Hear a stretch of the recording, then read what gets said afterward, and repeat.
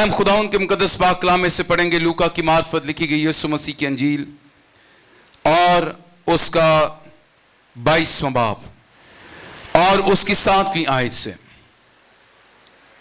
ہم جتنے ہیں یہاں پر موجود آئے ہم سب خداوند کے کلام کی تعظیم میں اپنے قدموں پہ کھڑے ہوں. مقدس لوکا کی معرفت لکھی گئی یسوع مسیح کی انجیل اس کا 22واں باب اور اس کی 7ویں آیت سے. کلام مقدس میں لکھا ہے اور عید فطیر کا دن آیا جس میں فصح ذبح کرنا فرض تھا اور یسوع نے پطرس اور یوحنا کو یہ کہہ کر بھیجا کہ جا کر ہمارے کھانے کے لیے فصح تیار کر. انہوں نے اس سے کہا تو کہاں چاہتا ہے کہ ہم تیار کریں؟ اس نے ان سے کہا دیکھو شہر میں داخل ہوتے ہی تمہیں ایک آدمی پانی کا گھڑا لیے ہوئے ملے گا.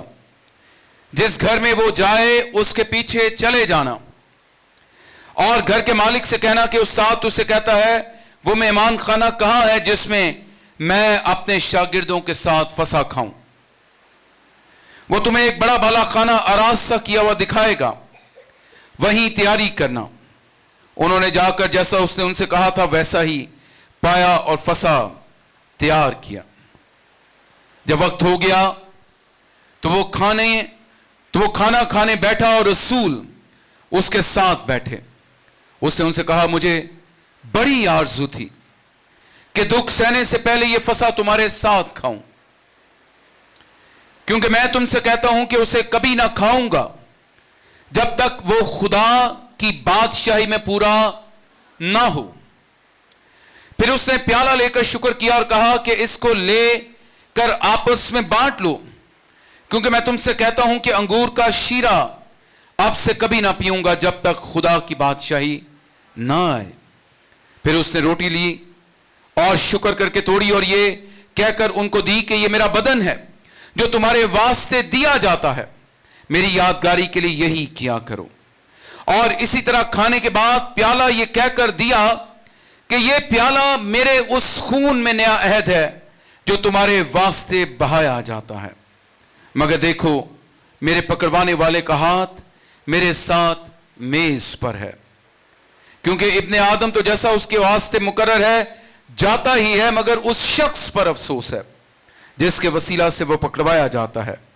اس پر وہ آپس میں پوچھنے لگے کہ ہم میں سے کون ہے جو یہ کام کرے گا. خدا ان کے پاک کلام کے پڑھے سنے سمجھے اور قبول کیے جانے پر برکت ہو, آمین.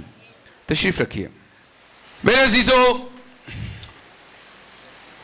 ہم سب جانتے ہیں کہ جس طرح آج ہم نے لوکا کی انجیل کی معرفت فصح کا ذکر پڑھا ہے, ایسے ہی کئی سال قبل ایک فصح کا حکم خدا نے اپنے بندہ موسیٰ کو دیا. کلام لکھا ہے کہ 400 سال کی غلامی کے بعد خدا جب اپنے بندہ موسیٰ کو بلاتا ہے کہ موسیٰ اس کی قوم کو مصر کی غلامی سے آزاد کریں, تو کلام مقدس میں لکھا ہے کہ خدا نے اپنی قدرت کو اس کے ہمراہ کیا. ہاللیلویا. ہم ان معجزات کی بابت بھی جانتے ہیں جو خدا نے موسیٰ کے ساتھ کیے تاکہ موسیٰ یہوہ پاک خدا اور اس کی قدرت, اس کے اختیار اور اس کی طاقت پر بھروسہ کرے. یہ قوم تو وہی ہے جو یہوہ پاک خدا سے واقف ہے, تو بھی 400 سال کی غلامی نے ان کی زندگیوں میں اس زندہ خدا کی قدرت اور اس کے وجود کو شاید کم کر دیا ہو. اور کلام مقدس میں لکھا ہے کہ موسیٰ نے کہا جب میں ان کے پاس جاؤں گا تو وہ میرا کیوں کر یقین کریں گے, میں کس خدا کا نام بتاؤں گا, مجھے کس خدا نے بھیجا ہے. تو کلام مقدس میں لکھا خدا نے کہا تو ان سے کہنا کہ میں ہوں سو ہوں نے مجھے کیا کیا ہے, بھیجا ہے. I am who I am. ہاللیلویا ہاللیلویا. اور کلام مقدس میں ہم دیکھتے ہیں کہ بڑی بڑی آفتیں جو ہیں وہ مصر میں نازل ہوئی. وہاں پر ہم مچھروں کو دیکھتے ہیں, ہم جوؤں کو دیکھتے ہیں, ہم دریائے نیل کو خون ہوتے دیکھتے ہیں, ہم آسمان سے آگ اور اولے برستے ہوئے دیکھتے ہیں. لیکن کلام میں لکھا ہے کہ ہر آفت کے بعد فرعون کا دل سخت ہو گیا اور اس نے ان لوگوں کو جانے نہ دیا. خدا نے پھر موسیٰ سے کہا کہ تو اسرائیل کی قوم کے ہر گھر کو کہہ کہ وہ اپنے لیے ایک برے کو کیا کریں, ذبح کریں, یک سالہ برے کو جو بے عیب ہو. اور کلام مقدس میں لکھا ہے کہ خدا نے یہ بھی حکم دیا کہ تو اس برے کے خون کو لے کر اپنے دروازوں کی چوکھٹوں پر لگا لینا, کیونکہ میں موت کے فرشتہ کو اس مصر میں اتارنے والا ہوں. اور دیکھ, ہر ایک جو اس خون کے باہر ہوگا, خواہ وہ حیوان ہے یا انسان ہے, اس کا پہلوٹا مار دیا جائے گا. ایسا ہی ہے, آپ پڑھ چکے ہیں, آپ جانتے ہیں. اور کلام مقدس میں لکھا ہے کہ جب قوم نے فسح کے برے کو ذبح کیا اور اس کا خون لے کر اپنے دروازوں کی چوکھٹوں پر لگایا, تو جو اس چوکھٹ کے اندر ہے وہاں تو زندگی ہے, لیکن جو اس چوکھٹ سے باہر ہے وہ موت کے حوالہ کیا جا رہا ہے. ہاللویا. کلام میں بڑے واضح اعتبار سے لکھا ہے کہ مصر کے ہر گھر سے آہو ماتم اور نالا بلند ہو رہا ہے, لیکن قوم اسرائیل کے ہر گھر سے شکر گزاری کے شکرانے جو ہیں وہ ادا کیے جا رہے ہیں. ہاللویا. یہ فسح کا برہ ہے جو 400 سال کی غلامی کے بعد ذبح کیا گیا. اور اس کے ذبح کیے جانے کے بعد کلام میں لکھا ہے کہ فرعون نے کہا تو اپنی قوم کو لے کر یہاں سے نکل جا. اور ایک ایسی ہی غلامی جو ہے وہ آدم اور حوا کے پھل کے کھانے سے رونما ہوئی.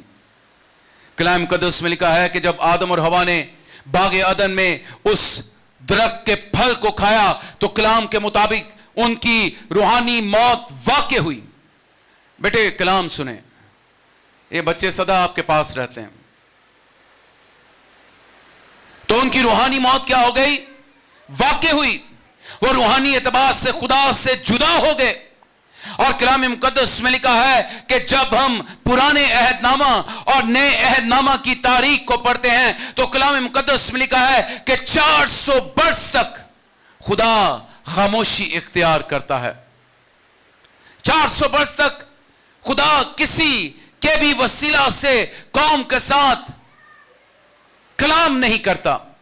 اور اب بھی وہ دور ہے جس طرح قوم اسرائیل مصر کی غلامی میں تھی, آج وہ رومی حکومت کی غلامی میں ہے. ہم نے گزشتہ اتوار کو کھجوروں کا اتوار منایا ہے, اور اس پام سنڈے میں ہم نے سیکھا تھا کہ یسوع مسیح شاہانہ طور پر یروشلم میں داخل ہوئے. لوگوں نے اسے اپنا بادشاہ تسلیم کر لیا. لوگوں نے یہ مان لیا کہ یہ بادشاہ ہے, یہ ہمیں رومی حکومت کی دسترس سے آزاد کرے گا, یہ جنگ کا اعلان کرے گا اور ہم اس غلامی سے آزاد ہو جائیں گے.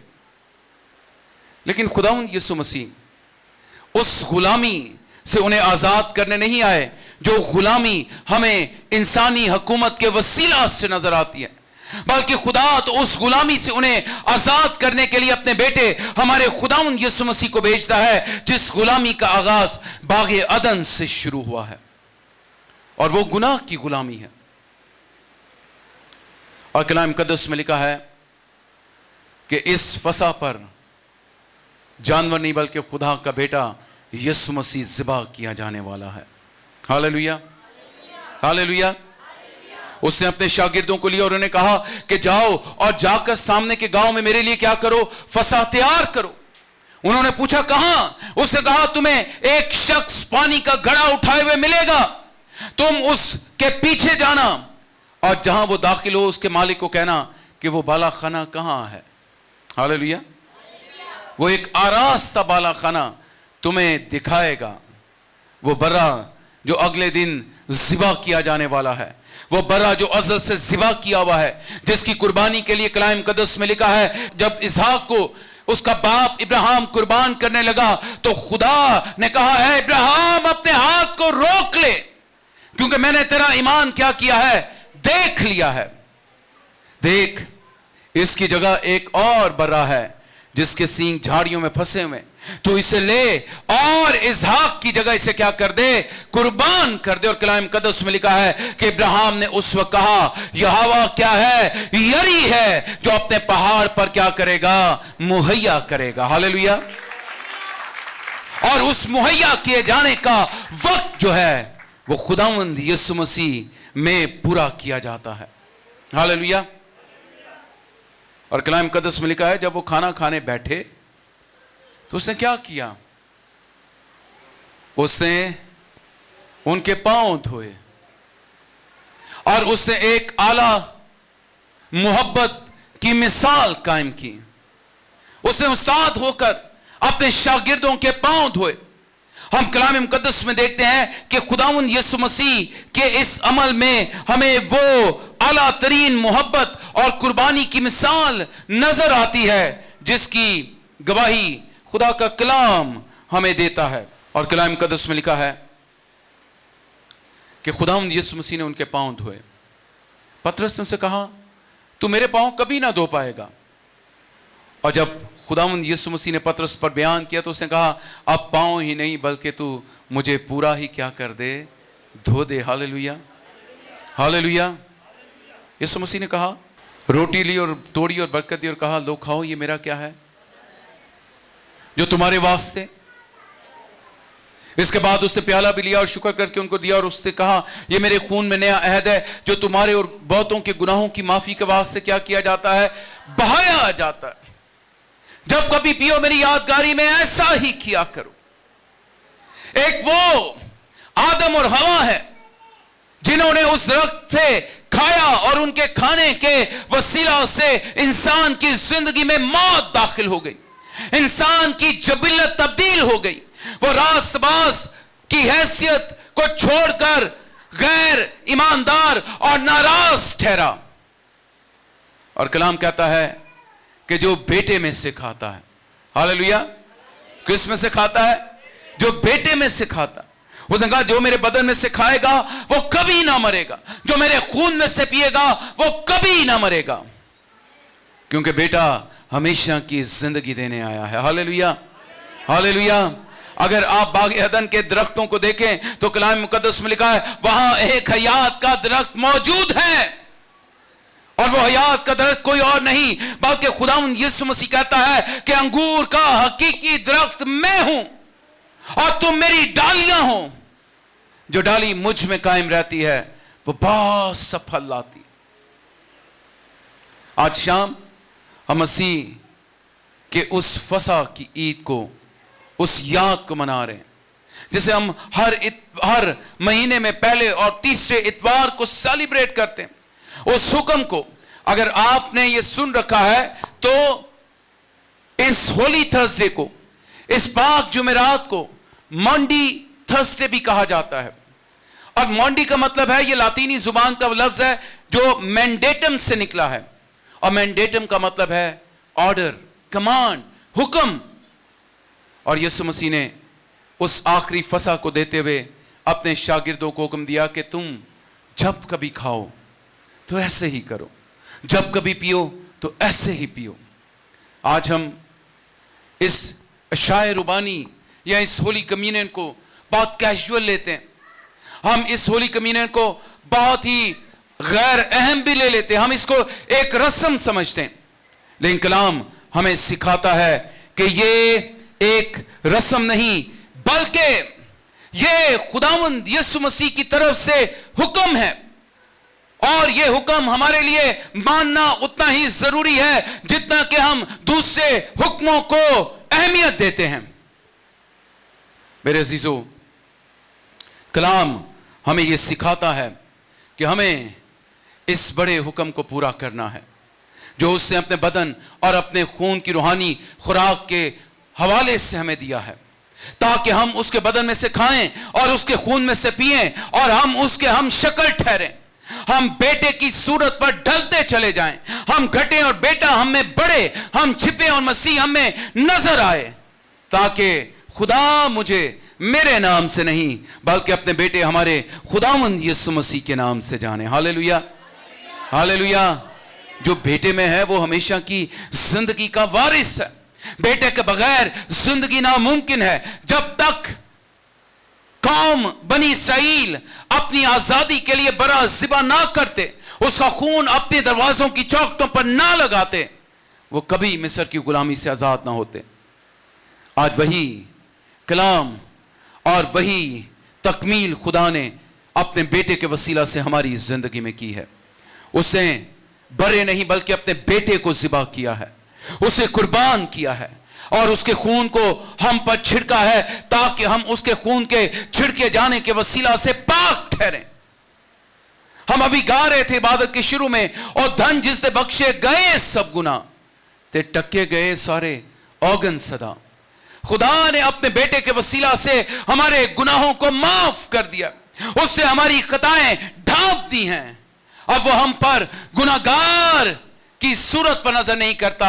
जब हम उसके बेटे को कबूल कर लेते हैं तो हम उसकी रास्तबाजी में रास्तबाज ठहर जाते हैं। हालेलुया। हम उस रास्तबाज की सूरत में छिप जाते हैं और फिर खुदा को एक गुनहगार शख्स नहीं बल्कि यीशु के खून के वसीला से धुला हुआ रास्तबाज और उसमें छुपा हुआ उसका बेटा नजर आता है। हालेलुया। कलाम मुकद्दस में यूहन्ना की मार्फत लिखा गया है कि खुदा ने दुनिया से ऐसी मोहब्बत रखी कि उसने अपना इकलौता बेटा बख्श दिया ताकि जो कोई उस पर ईमान लाए वो हलाक ना हो बल्कि हमेशा की क्या करे, जिंदगी पाए। और हमेशा की जिंदगी बेटे के वसीला से, जो अपनी जान देने के लिए तैयार है, जो किसी दबाव और किसी ऑब्लिगेशन पर नहीं है बल्कि अपने बाप के उस दिए हुए काम को पूरा करने आया है, उसकी मर्जी को पूरा करने आया है। कलाम मुकद्दस में लिखा है कि इब्राहिम ने लादू पर लकड़ियां लादी, आग ली, छुरियां ली और बेटे को लिया और उस जगह की तरफ शुरू किया अपने सफर को जहां पर खुदा उसे लेकर जाने वाला है। और कलाम मुकद्दस में लिखा, राह में बारहा इसहाक ने पूछा, बाप हमारे पास लकड़ियां हैं, हमारे पास छुरियां हैं और कुर्बानी को जलाने के लिए हमारे पास आग भी मौजूद है, लेकिन बरा कहां है?